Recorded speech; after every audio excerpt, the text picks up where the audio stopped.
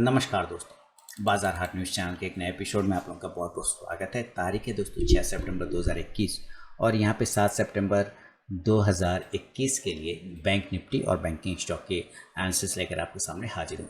देखिए, सबसे पहले मैं बैंक निफ्टी की बात कर लूँ तो बैंक निफ्टी ने जो कैंडल रेड है इसमें आप देख पा रहे हैं प्रॉफिट बुकिंग रजिस्टेंस जोन 37,000 वाला जो मैंने कल ही आप लोगों को बता दिया था कि 37,000 मुझे यही लेवल ब्रेक करते हुए नहीं नज़र आ रहा है। यही लेवल इसका रजिस्टेंस है। कल ये बात मैंने प्रॉपर बताया था या नहीं बताया था, आप मुझे वीडियो के कमेंट सेक्शन में ज़रूर बताइएगा कि 37,000 का लेवल ही इससे ब्रेक होना भी मुश्किल लग रहा है, जैसा कि दिखाई दे रहा है यहाँ पे, है ना।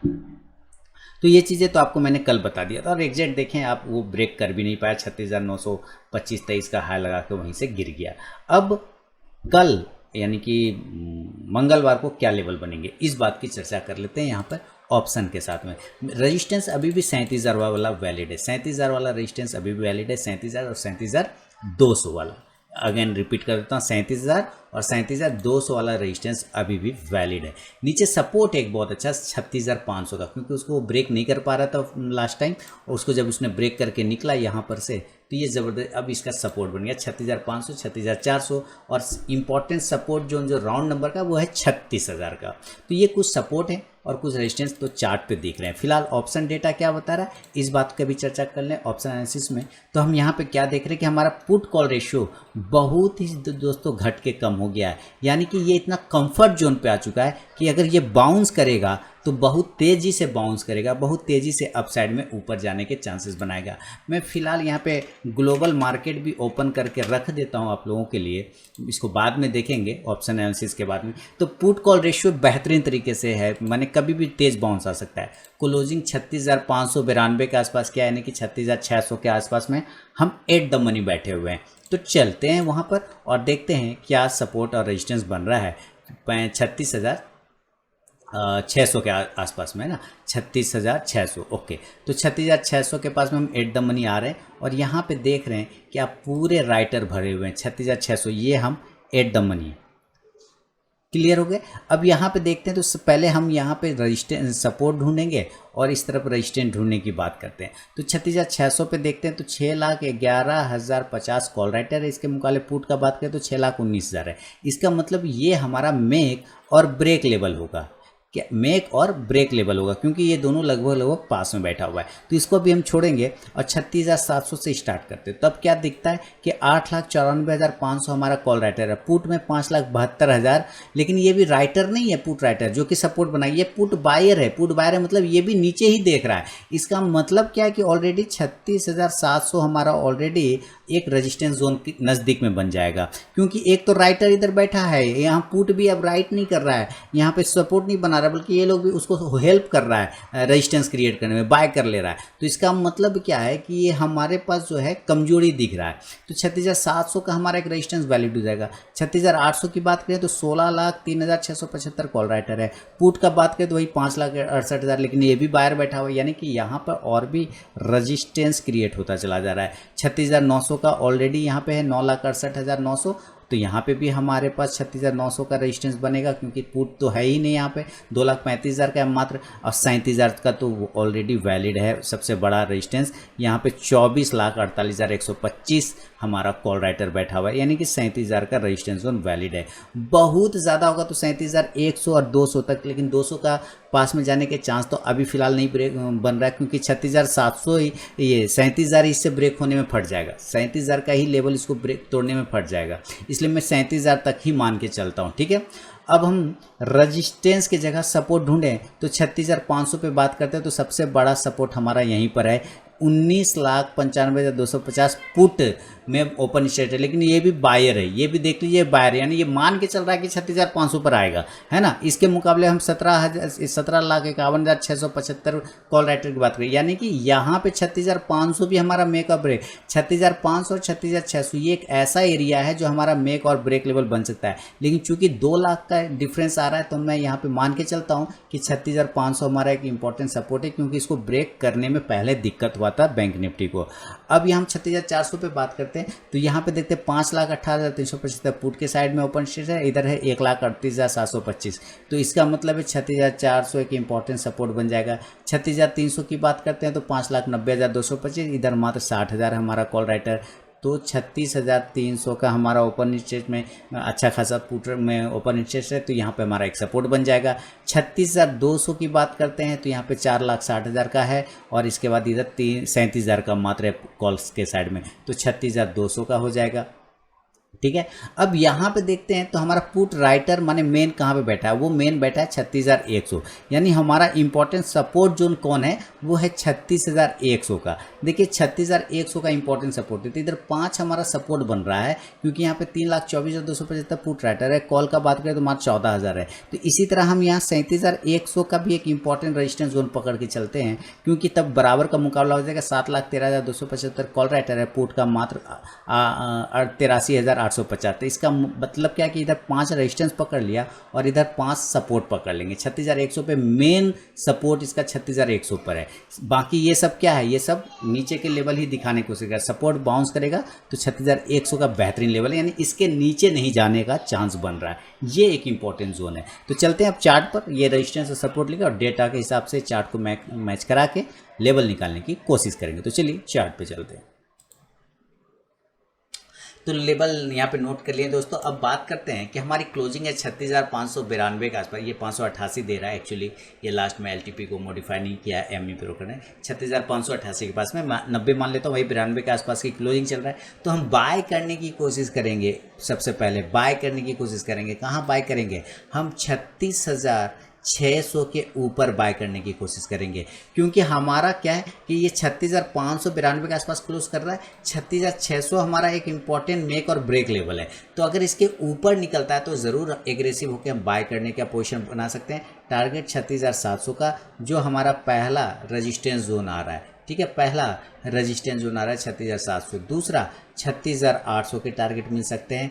तीसरा 36,900। आज का हाई अगर आप देखेंगे तो 36,900 के आसपास ही गया है, तो आप 36,900 तक जा सकते हैं। बहुत ज़्यादा हुआ तो 37,000 जो कि हमारा राउंड नंबर का इंपॉर्टेंट रेजिस्टेंस है, लेकिन फिलहाल यहाँ तक जाने के चांस नहीं बनेंगे। अगर ऐसा होता है तो आप इस कंडीशन में कॉल ऑप्शन को बाय करने की कोशिश करें, कॉल ऑप्शन, और वो 36,700 का स्ट्राइक प्राइस को आप बाय कर सकते हैं। इंडेक्स ऊपर चलेगा तो ये कॉल ऑप्शन आपको प्रॉफिट देगा। पहला कंडीशन तो ये हो गया। सेकेंड कंडीशन, अगर आपको सेल करना है, इन केस किसी कारणवश से सेल करना है, तो सेल कहाँ करेंगे। ये 36,592 के आसपास ट्रेडिंग चल रही है। आपको एग्रेसिव होकर सेल अगर करने का मूड हो जाए तो आप ज़रूर सेल करिए, और सेल का लेवल मैं यहाँ पे नोट कर देता हूँ। सेल का 36,550 के नीचे एग्रेसिव ट्रेडर सेल करेंगे और 36,500 के नीचे सेफ ट्रेडर सेल करेंगे। दोनों ही कंडीशन में जो टारगेट खुलेगा वो टारगेट हमारा खुल जाएगा 36,400 का पहला सपोर्ट जोन। अगर ये 36,500 ब्रेक होता है तो 36,400 भी आ जाएगा। 36,300 दूसरा, 36,200 तीसरा टारगेट। बहुत ज़्यादा हुआ तो 36,100, लेकिन ये हमारा सबसे इंपॉर्टेंट सपोर्ट जोन है 36,100 डेटा के हिसाब से। तो यहाँ से ये बाउंस कर जाएगा, याद रखिएगा 36,100। इस हिसाब से आप पुट ऑप्शन को बाय करने की कोशिश कर सकते हैं, और वो 36,500 के स्ट्राइक प्राइस का पुट ऑप्शन आप बाय करें तो इंडेक्स नीचे आएगा, तो ये पुट ऑप्शन आपको ऊपर जाके प्रॉफिट देगा। नंबर 2 कंडीशन हो गया, 1 और 2। अगर ये गैप अप और गैप डाउन होता है इन केस दोस्तों, तब वहाँ पे लेवल बदल जाएंगे। अगर ये गैप अप होता है तो गैप अप किस लेवल पे, मेरे लिए तो अभी भी 37,000 का ही लेवल वैलिड है, 37,000 का।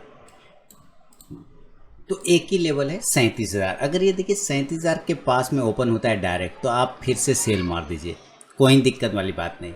आप फिर से सेल मारिए, टेंशन नहीं है। और नीचे के टारगेट आप ले लीजिए 36,900 का, 36,800 वाला, 36,700 वाला और 36,600 तक। देखिए 600 के नीचे फिर आपको मैं नहीं बोलूँगा, बस 36,600 तक रखिए, क्योंकि 36,500 फिर इसका इंपॉर्टेंट सपोर्ट बन जाता है। आप इस हिसाब से यहाँ से पुट ऑप्शन को बाय करके चलिए। 37,000 के ही स्ट्राइक प्राइस को पुट ऑप्शन को बाय करिए। इंडेक्स नीचे आएगा तो ये पुट ऑप्शन ऊपर जाके प्रॉफिट देगा। याद रखिए बहुत ज़्यादा हुआ, अगर जो बाय करने की इच्छा रखते हैं, जब ये ऊपर से नीचे आ रहा होगा तो मैंने क्या बोला कि 36,500 इसका एक इंपॉर्टेंट सपोर्ट बन जाएगा। तो यानी कि 36,600 पर जब आ जाए तो आप तैयार हो जाइए बाय करने वाले लोग। और वो वहाँ पे बाय करिए। मान लेते हैं बाय किया और ये नीचे गिर गया 36,500 हो गया, तो यहाँ पे क्वांटिटी आप ऐड कर लीजिए, यानी कि 36,600 से 500 एक बाय जोन बन सकता है। ऊपर के साइड में टारगेट खुल जाएगा 36,700, 36,800, 36,900 और बहुत ज़्यादा हुआ तो 37,000 का राउंड नंबर का। यहाँ से कॉल ऑप्शन को बाय करना है तो ज़रूर कॉल ऑप्शन को बाय करिए। 36,600 के स्ट्राइक प्राइस को बाय करिए। इंडेक्स ऊपर चलेगा तो ये कॉल ऑप्शन ऊपर जाके प्रॉफिट देगा। तो ये गैप अप कंडीशन में बाय और सेल के लेवल बताए। एक और बाय का लेवल बनेगा, अगर ये 37,100 के ऊपर टिक गया, अगर ये 37,000 के नीचे नहीं आया और ये 37,100 के ऊपर अगर ये टिक गया तो फिर ये बाय जोन में चला जाएगा, क्योंकि हमारा पीसीआर वैल्यू बहुत ही कंफर्ट जोन में है, 0.5 के आसपास में, वहाँ से तेज बाउंस करेगा और ये 37,200, 300 और 400 तक के भी लेवल अपसाइड में 37,200 से लेके 37,400 तक के लेवल आपको दिखा सकता है, याद रखिएगा बैंक निफ्टी में। तो ये चीज़ें आपको मैंने बाय गैप अप कंडीशन में समझा दिया, बाय और सेल के लेवल। अगर इनकेस ये गैप डाउन हो जाता है, इनकेस ये गैप डाउन होता है, तब हमारे लिए क्या लेवल बनेंगे, इस बात को समझिए। गैप डाउन होगा तो कहाँ होगा, तो मेरे लिए डेटा क्या बता रहा था, 36,100 हमारा वही इंपॉर्टेंट, वहीं पे सपोर्ट जोन है। तो 36,100 के पास में ओपन होता है तो आप डायरेक्ट यहाँ से बाय करिए, ऊपर के टारगेट खुल जाएंगे आपको। 36,000 नीचे, अगर ये 36,100 पर ओपन होकर नीचे गिर गया 36,000 पे, तब भी बाय कर लेंगे, कोई दिक्कत नहीं। 36,200, 36,300 ये सारे टारगेट होंगे, 36,400 ये सारे टारगेट होंगे और 36,500 तक का एक टारगेट आपको दे सकता है। यहाँ से आप कॉल ऑप्शन को ज़रूर बाय करिए। कॉल ऑप्शन को बाय करेंगे, 36,200 के स्ट्राइक प्राइस को बाय करिए, इंडेक्स ऊपर, कॉल ऑप्शन ऊपर जाके प्रॉफिट देगा। ठीक है, तो ये चीज़ें हुआ गैप अप गैप डाउन में बाय और सेल के लेवल। देखिए आप लोग इंडिकेटर फॉलो करते तो MACD और RSI को आप लोग यहाँ पे देख लीजिए कि MACD ठीक ठाक है, पॉजिटिव है, कोई दिक्कत नहीं है। RSI में थोड़ा सा निगेटिव माहौल देखने को बन रहा है, लेकिन उसमें भी ज़्यादा खैर डरने की बात जैसा नहीं है। थोड़ा प्रॉफिट बुकिंग आता है तो वो आएगा ही, हायर जोन पे ट्रेड कर रहा है, लोगों में डर बना रहता है। 15 मिनट के टाइम फ्रेम को आप देखेंगे तो मैं देख रहा हूँ कि ये बिल्कुल अपने सपोर्ट जोन पर आने की कोशिश कर रहा है, ये 36,500 पर है ना।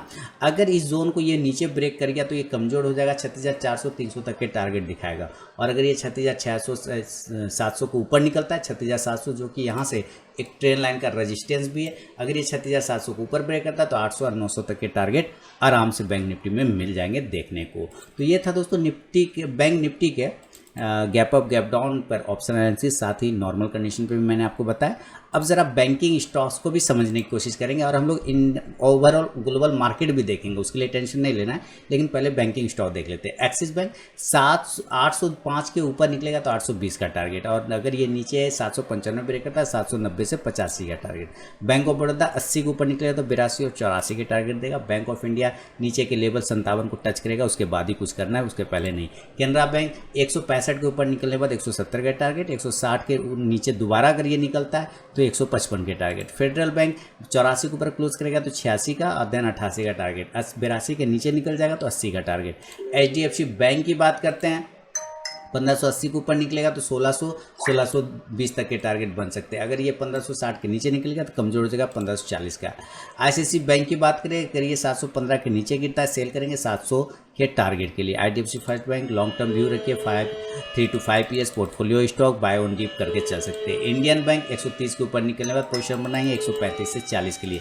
इंडसइंड बैंक 1020 के ऊपर जब तक नहीं निकले कोई पोजीशन नहीं बनाएंगे, 980 का एक इंपॉर्टेंट सपोर्ट है। कोटक बैंक 1800 के ऊपर निकलता है तो बाय का पोजीशन 1820 और नीचे 1770 के नीचे निकलता है सेल करेंगे 1750 के लिए। PNB बाय ऑन डीप करिए, पोर्टफोलियो स्टॉक रखिए, टेंशन नहीं लेना, इसमें शॉर्ट टर्म में कुछ भी नहीं करना है। इसके अलावा RBL बैंक की बात करें तो धीरे धीरे चल रहा है 180 के टारगेट की तरफ, तो होल्ड करके रखेंगे। SBI 440 के ऊपर निकलेगा तो 460 के target. Yes bank no view.